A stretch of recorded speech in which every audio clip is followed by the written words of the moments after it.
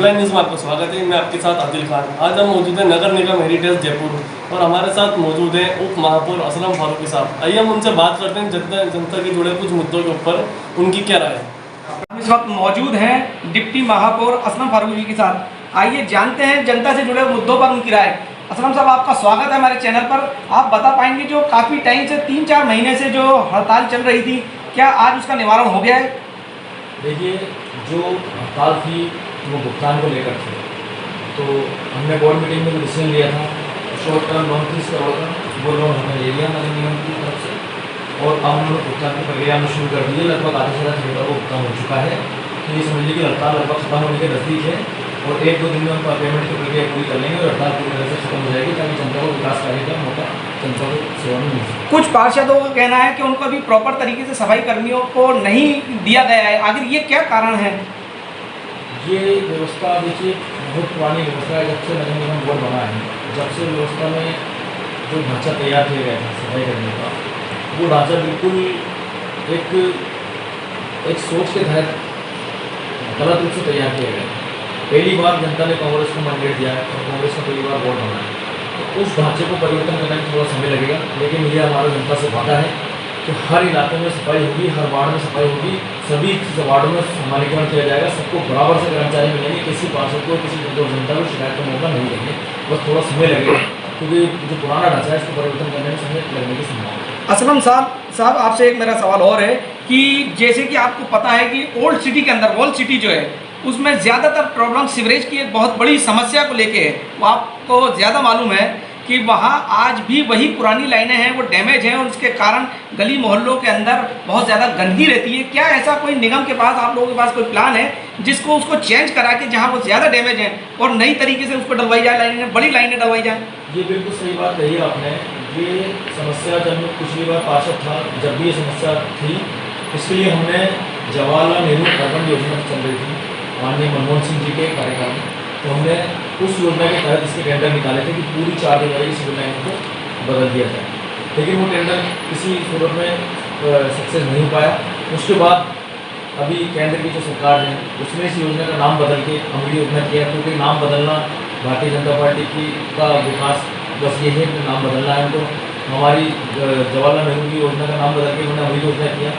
उस योजना के तहत भी हमने टेंडर निकाला था समथिंग 80 करोड़ रुपए का पूरी 4 दीवारी की सिविल लाइन बदलने का, लेकिन दुर्भाग्यवश वो टेंडर बिक नहीं पाया और काम वो नहीं पाया। लेकिन अब माननीय अशोक गहलोत जी ने इसी साल इस बजट में राज्य सरकार की तरफ से 50 करोड़ रुपए का अनुदान दिया है 4 दीवारी की सभी सिविल लाइनों को बदलने का। तो मुझे उम्मीद है कि इस वित्तीय वर्ष में लगभग 4 दीवारी की सभी सिविल लाइनें जो पुरानी वो बदल दी जाएगी। हमारे से एक वादा और किया गया था जब चुनाव आए थे, चाहे एमएलए के चुनाव हों चाहे किसी दूसरे स्तर के चुनाव हों, उसमें ये कहा गया था कम्युनिटी सेंटर का वादा किया गया था।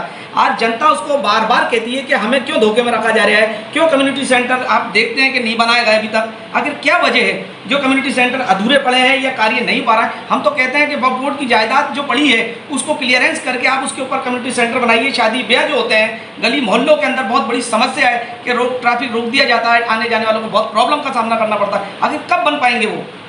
देखिए, जो कम्युनिटी सेंटर की जो लैंड क्लियर है और उनके जो प्रपोजल हमने ले रखे हैं उनका काम तो शीघ्र ही चालू हो जाएगा क्योंकि अभी हड़ताल खत्म होने जा रही है। और जो चीज़ हमारे पास कई बार ऐसे हैं कि जहाँ हमारे पास ज़मीन उपलब्ध नहीं है, ये हमारी मजबूरी है कि हम वहाँ से कम्युनिटी सेंटर बना नहीं सकते क्योंकि हमारे पास ज़मीन उपलब्ध नहीं है। आपने वक्फ बोर्ड की जो बात कही है कि अगर वक्फ बोर्ड हमें ज़मीन उपलब्ध कराएगा और अपनी एनओसी देगा तो निसंदेह हम वहाँ पे कम्युनिटी हॉल बनाएंगे और ज़रूर बनाएंगे। अच्छा, एक सरकारी स्कूलों को लेके बहुत बड़ा मसला है कि वहाँ पर उर्दू को गायब कर दिया गया कक्षा 1 से कक्षा 5 तक। ये भी एक बहुत बड़ा मुद्दा है। उसको लेके क्या ऐसा कोई प्लान है आप लोगों के पास कि उसको हिंदी से इंग्लिश मीडियम में कन्वर्ट कर सकें? देखिए, ये लोगों को गुमराह किया जा रहा है। ये बात सही है कि आनंद फानंद में आज गलत आदेश पारित हुआ था, लेकिन शीघ्र ही माननीय विधायक रफीक साहब एमएलए साहब और मैं स्वयं मौजूद था सीएम हाउस में, हमने माननीय मुख्यमंत्री जी को इससे अवगत कराया था और उन्होंने तुरंत उस पर आदेश जारी करके पुरानी व्यवस्था को लागू कर दिया था। ये अब इसके बाद राजनीति करने वाले इस बारे में भ्रम फैला रहे हैं कि उर्दू के विषय के साथ ना तो कोई छेड़छाड़ की गई ना उसको रिजल्ट हटाया गया। और रही बात हिंदी मीडियम से इंग्लिश मीडियम करने की, तो अब हमने पिछले जो साल जो हिंदी मीडियम स्कूलों को इंग्लिश मीडियम में किया था उसका हमें बहुत अच्छा रिजल्ट मिला।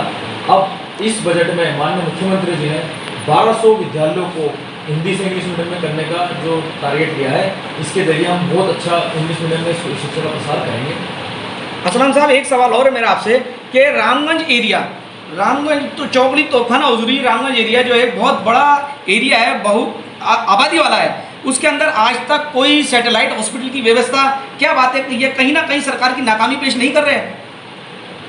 देखिए, इस बारे में हमने 2-3 बार कोशिश की है मोतीकाटा एक्सटेंशन को सैटेलाइट के रूप देने के लिए, लेकिन हमें ट्रैफिक की कोई प्रॉब्लम हमें बार बार देखने को मिली। इसके अलावा भी रामगंज में जो मुख्य बाजार में जो हॉस्पिटल है उसको सैटेलाइट हॉस्पिटल बनाने का कार्य चल रहा है, इंशाल्लाह वो जल्द से जल्द बन जाएगा। सर, जगह जगह अतिक्रमण हो रहे हैं, लोग रोड जाम करके बैठे हैं, उनके खिलाफ क्या कार्रवाई कर रहे हैं आप? हाई कोर्ट के निर्देश अनुसार हमने अपना पूरा 1 साल का प्रोग्राम बना लिया है। हर महीने की रिपोर्ट हमें हाई कोर्ट में पेश करनी है। उसके तहत हमारा अतिक्रमण अभियान बिल्कुल जारी है। आज ही हमने चांदपुर शमशान भूमि में जो बहुत पुराना अतिक्रमण था उसको पूरी तरह से साफ कर दिया है और शीघ्र ही जो हमारा प्लान तैयार हुआ है, 1 साल का जो हमारा प्रोजेक्ट तैयार है, उसके तहत मुख्य बाजारों से अतिक्रमण हटाते जाएंगे और धीरे धीरे समस्या से निजात पाएंगे। असलम साहब, जो एक शमशान है आदर्श नगर का, थानेदार बाबा की बगीची वाला, उसको रिगार्डिंग मैं आपसे सवाल कर रहा हूँ कि हम लोग वहाँ गए, वहाँ के पुजारियों से बात की गई कि वहाँ पर ना तो कोई हाई मास्क लाइट लगाई गई है, ना उसके अंदर कोई प्रॉपर तरीके से सफाई हो रही है। ये उन लोगों का कहना है, हमने विजिट भी करा, देखा भी, तो आपसे गुजारिश है कि आप उस कार्य को देखें, वहाँ लाइट प्रॉपर तरीके से व्यवस्था कराई जाए, हाई मास्क लाइट लगाई जाए। उनका आरोप ये होता है कि हमें जो है खाली छलावा दिया जाता है, हमारे साथ छलावा किया जाता है। ये बिल्कुल गलत बात है। जहाँ जहाँ रिक्वायरमेंट है वहाँ हमने हाई मास्क लाइट लगाई है, इसमें कोई भेदभाव नहीं हुआ है, ना किसी को छलावा हुआ है। जहाँ भी आवश्यकता हुई, चाहे शमशान हो, चाहे कब्रस्तान हो, चाहे कोई सामुदायिक केंद्र हो या सार्वजनिक संपत्ति हो, जहाँ भी हमें आवश्यकता है हमने वहाँ पे हाई मास्क लाइट लगाई है। और अभी आपने नोटिस में डाला है हमारे क्षेत्र के पास से जो हमारे पास हैं संपूर्ण आदर्श करने के, उन्होंने भी नोटिस में डाला है, तो शीघ्र ही वहाँ हाई मास्क लाइट भी लगाएंगे। और रही बात सफाई व्यवस्था की, तो सफाई व्यवस्था तो समय समय पर की जाती है। अगर आपने हमें इसको ध्यान दिलाया इसके लिए आपका धन्यवाद। हम फिर से प्रॉपर तरीके से सफाई की व्यवस्था पूरी कोशिश। सर, अभी एक नशे को लेके काफ़ी बड़ा अभियान चल रहा है और ये थमने का नाम नहीं ले रहा है, इसके लिए आप क्या कहना चाहते हैं?